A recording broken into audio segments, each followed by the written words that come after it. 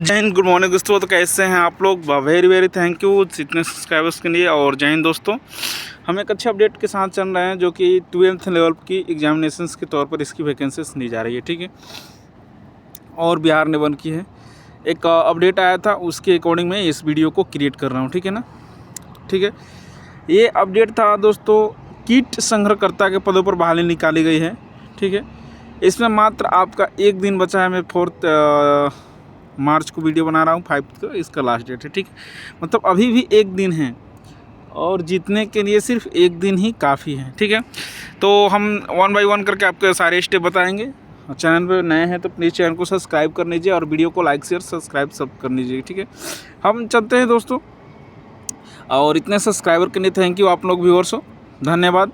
इतना सपोर्ट कर रहे हैं, इसी तरह अपना प्यार दुलार सब देते रहें हमको और चैनल को आगे तक बढ़ाएं। ठीक है, और भी हम इस चीज़ को डिस्क्राइब करेंगे। ठीक है, ये एक कीट संग्रहकर्ता का मतलब बिहार लेवल पर बहाली निकाली गई है जो कि मेडिकल स्तर से आती है। ठीक है, इसमें क्या क्या स्टेप्स है, क्या क्या चीज़ों को किया जाएगा, पात्रता क्या होगी, सारी चीज़ों को हम बताएंगे। ठीक है, पहले देख लेते हैं दिनांक।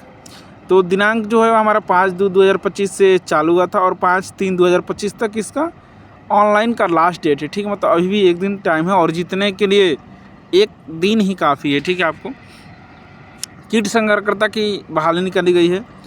वेतन आपकी जो रहेगी वो 18,000 रुपये पर मंथ रहेगी। ठीक है, योग्यताएं आपके क्या होना चाहिए। ठीक है ना, सबसे फर्स्ट हमने जॉब के बारे में जान लिया।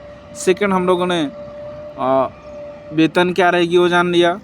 कब से कब तक लास्ट डेट है, थर्ड स्टेप में वो भी जान लिया। फोर्थ स्टेप में जानते हैं कि एजुकेशंस आपकी क्या रहेगी। एजुकेशंस आपकी रहेगी दोस्तों इंटरमीडिएट, मतलब 10+2 पर। तो इसीलिए हम इसका थंबनेल का स्लोगन दिए हैं कि 12वीं पास में बिहार में निकली वैकेंसी, 12वीं पास में बिहार में निकली जॉब, सरकारी नौकरी।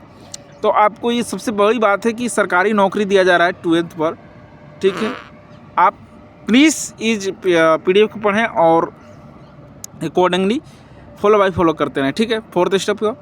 अब आते हैं कि 5th स्टेप में हम क्या करेंगे। तो सारी कैटेगरी के वाइज इसमें डिवाइडेशन किया गया है, हर एक पोस्ट में कितनी कैटेगरी होगी। ठीक है, आपको अनारक्षित में अनरिजर्व में होगा कितना, 18।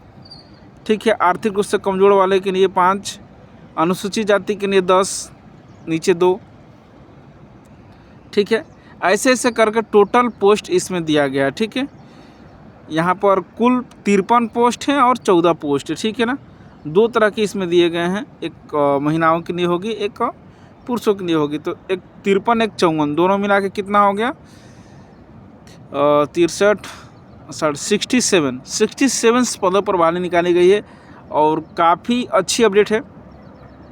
नीचे दिए गए हैं स्टेप 6 में हम पढ़ते हैं कि दिव्यांगता के लिए दर्शाई गई है BHDST HH, मतलब सारे नोटिफिकेशंस के अकॉर्डिंग आपको दिया गया है। ठीक है, आवेदन प्राप्ति के अंतिम तिथि तक अधिचय विभाग से प्राप्त होने वाली अधिचायक में शामिल किया जा सकता है।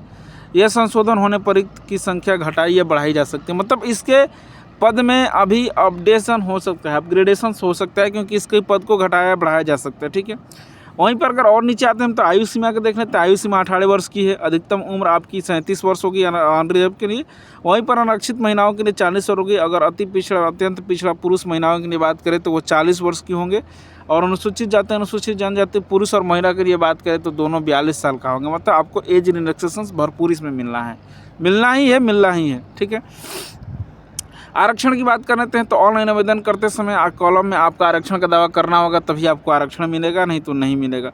सूची अनुसूचित जनजाति के लिए आपको जाति प्रमाण पत्र होना आवश्यक है। अस्थायी मूल निवासी बिहार का होना आवश्यक है।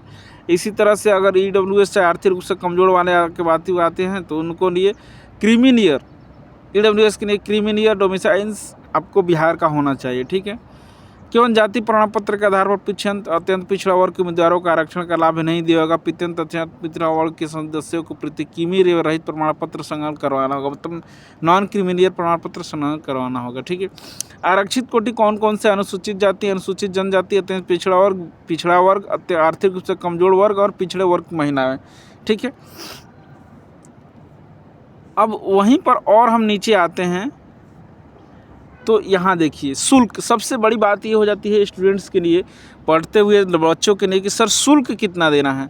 शुल्क आपको टेंशन नहीं है, शुल्क आपका इतना कम है कि आप उसको एक टी शर्ट जींस खरीदने जाएंगे उससे आपका कम ही पड़ेगा शुल्क। सामान्य वर्ग, पिछड़ा वर्ग, अत्यंत पिछड़ा वर्ग, आर्थिक रूप से कमजोर वर्ग के लिए 600 रुपये दिए जाएंगे। वहीं पर अनुसूचित जनजाति, अनुसूचित जाति के लिए आपको 150 रुपये दिए जाएंगे। आरक्षित वर्ग महिलाओं उम्मीदवारों के लिए 150 रुपये। बिहार राज्य सरकार के उम्मीदवार चाहे वो किसी वर्ग पुरुष या महिला हो उसको 600 रुपये ही दिए जाएगा।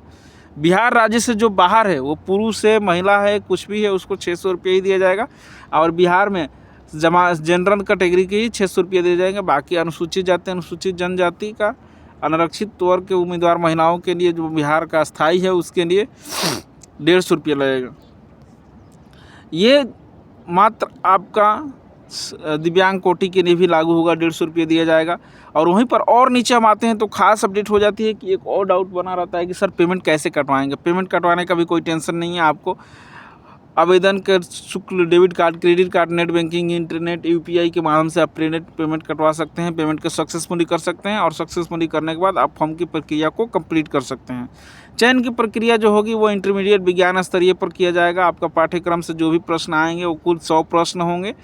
100 प्रश्न में 100 प्रश्न ही बहुविकल्पीय प्रश्न होंगे। कंप्यूटर बेस्ड टेस्ट एग्जामिनेशन होगा। नॉर्मलाइजेशन की प्रतिक्रिया अपनाते हुए तैयारी किए जाएंगे, मतलब नॉर्मलाइजेशन इसमें आपका लागू होगा। ठीक है, 0.25 का कटअप किया जाएगा। प्रत्येक उत्तर में से 0.25 का कटअप किया जाएगा और 1 अंक दिए जाएंगे, मतलब इसमें निगेटिव मार्किंग भी है। ये सब चीज़ों को ध्यान रखिएगा। ठीक है, और आ जाते हैं कुछ महत्वपूर्ण पात्रता क्या है, मतलब आपकी डॉक्यूमेंटेशंस क्या है। तो डॉक्यूमेंटेशन में ऑनलाइन आवेदन, प्रतियोगिता आरक्षण, अंक प्राप्त तथा मैट्रिकुलेशंस अंक, मूल प्रमाण पत्र, इंटरमीडिएट का मूल प्रमाण पत्र या प्रोविजनल जाति प्रमाण पत्र, निवास प्रमाण पत्र, बिहार सरकार स्वतंत्रता सेनानी पोता पोती नातनी नाती का प्रमाण पत्र, दिव्यांग प्रमाण पत्र। ठीक है, और बेसिक में एक आपका आधार कार्ड ही रहेगा। उपयुक्त अंक पत्र 5/3/2023 तक निगृहित होना है और अपलोड कर देना है इसको। ठीक है, आपका फॉर्म को फिलअप कर दिया जाएगा। वहीं पर अगर बात करें कि फॉर्म फिलअप करने के लिए आपको किन किन बेसिक चीज़ों की ज़रूरत है, तो आपकी बेसिक चीज़ों की ज़रूरत है एक ऑफिशियल वेबसाइट आपको देना है। ऑफिशियल वेबसाइट पर जाकर अपने इसमें ईमेल आईडी के थ्रू से आप इस पर लॉगिन रजिस्टर करेंगे। रजिस्टर करने के बाद आपको मैसेज आएगा, मैसेज से लॉगिन करके आप इस फॉर्म को ऑनलाइन फॉर्म भर सकते हैं, ऑनलाइन फॉर्म फिलअप कर सकते हैं। यहाँ पर देखिए 6.4 में बताया गया है कि आवेदन ऑनलाइन अंकित ईमेल आईडी, मोबाइल नंबर को सुरक्षित रखना आवेदक की जिम्मेदारी होगी। इसे चयनित सूची अंतिम प्रकाश तक सुरक्षित रखे। अभ्यर्थी ऑनलाइन आवेदन भरने का क्रम अपना ही कार्य मोबाइल नंबर एवं ईमेल आईडी से अंकित करेंगे। ठीक है, मात्र रजिस्ट्रेशन करने के बाद ऑनलाइन शुल्क जमा करने से यह नहीं माना जाएगा कि आवेदन द्वारा पूर्ण रूप से ऑनलाइन द्वारा भरा गया है। आपको शुल्क जमा नहीं करके बल्कि उसको आपको फॉर्म को फिलअप भी करना है। ठीक है, फोटोग्राफर का कुछ साइज दिया गया है, वो आप भरते समय देख लीजिएगा। ठीक है, बाकी ये एक ऑफिशियल नोटिफिकेशंस थी। और मेरे चैनल पर बने रहिएगा और इतने देर मेरे साथ जुड़ने रहने के लिए बहुत बहुत बहुत बहुत धन्यवाद।